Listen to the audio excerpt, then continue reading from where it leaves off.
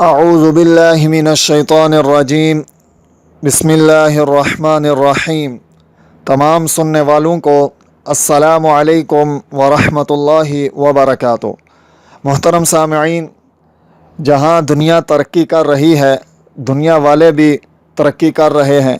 ہمارے ارد گرد بہت سے ایسے لوگ ہیں کہ جن کو اللہ تبارک و تعالی نے بہت سی نعمتوں سے نوازا ہے، اور بہت سے ایسے لوگ بھی ہمارے خاندان میں اور ہمارے محلوں میں اور ہماری سوسائٹیوں میں موجود ہیں کہ جو بہت زیادہ دولت مند اور صاحب ثروت سمجھے جاتے ہیں، کہ ایسے لوگ موجود ہیں کہ جن کے پاس کروڑوں مالیت کی کئی گاڑیاں بھی موجود ہیں، اور اس کے ساتھ ساتھ دوسری طرف انہی کی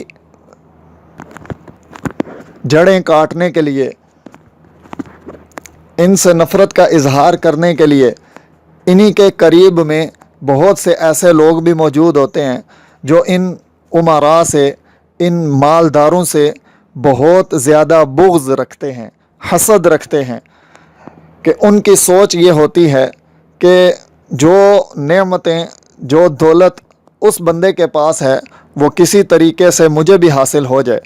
اور پھر بہت سے نالائق اور بہت سے کند ذہن ایسے بھی ہوتے ہیں کہ جو اس دولت یا اس رشتے یا اس قسم کے حسن کو حاصل کرنے کے لیے جادو وغیرہ کا سہارا بھی لیتے ہیں۔ تو آج میں آپ کو 3 ایسے کلمات سکھلانے والا ہوں کہ جن کے اکثر ورد رکھنے سے ہر قسم کا جادو، ہر قسم کا سحر، ہر قسم کی نظر بد سے اللہ تبارک و تعالی حفاظت فرمائیں گے۔ کرنا کچھ یوں ہے، ہر نماز کے بعد سر پر ہاتھ رکھ کر یہ کلمات 11 مرتبہ پڑھنے ہیں۔ پھر سماعت فرما لیں، ہر نماز کے بعد سر پر ہاتھ رکھ کر 11 مرتبہ یہ کلمات پڑھنے ہیں۔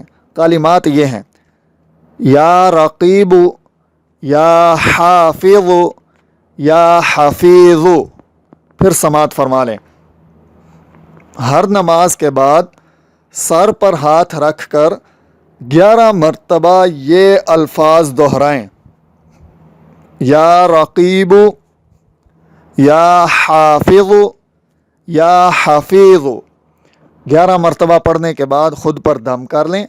انشاءاللہ العزیز ہر قسم کے جادو سے، سحر سے، نظر بد سے اللہ تبارک و تعالی حفاظت فرمائیں گے۔ والسلام ورحمۃ اللہ وبرکاتہ۔